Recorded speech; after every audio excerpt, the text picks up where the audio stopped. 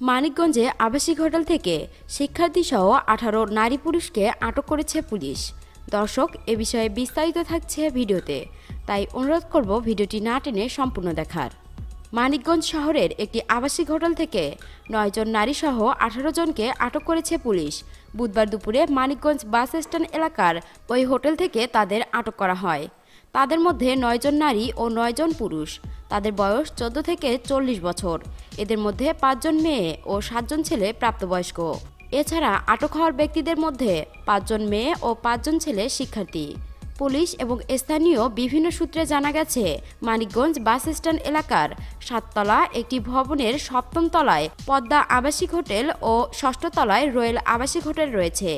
এ দুটি আবাসিক হোটেলে ছোট ছোট কক্ষ ভাড়া দেওয়া হয়।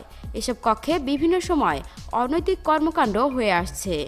বেলা ২:৩০টার দিকে অজ্ঞাত এক ব্যক্তি জাতীয় জরুরি সেবা 999-এ কল করে জানায় ওই দুটি আবাসিক হোটেলে অনৈতিক কর্মকাণ্ড হচ্ছে।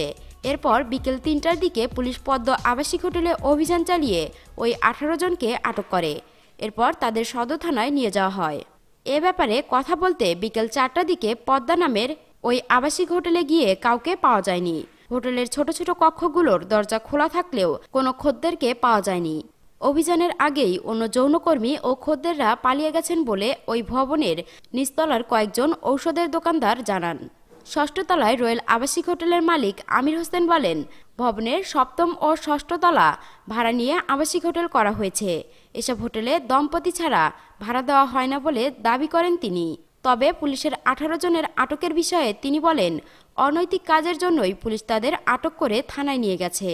এ ব্যাপারে সদর থানার ভারপ্রাপ্ত কর্মকর্তা ওসি আব্দুর রব সরকার বলেন, অভিযানের খবর পেয়ে আবাসিক হোটেলের মালিক ও কর্মচারীরা পালিয়েছেন। আটক ব্যক্তিদের বিরুদ্ধে আইনগত ব্যবস্থা নেওয়া হবে।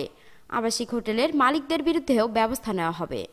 দর্শক, এখনকার মতো এখানেই শেষ। পরবর্তী আপডেট নিউজ পেতে আমাদের এই চ্যানেলটিকে সাবস্ক্রাইব করে রাখুন। ধন্যবাদ।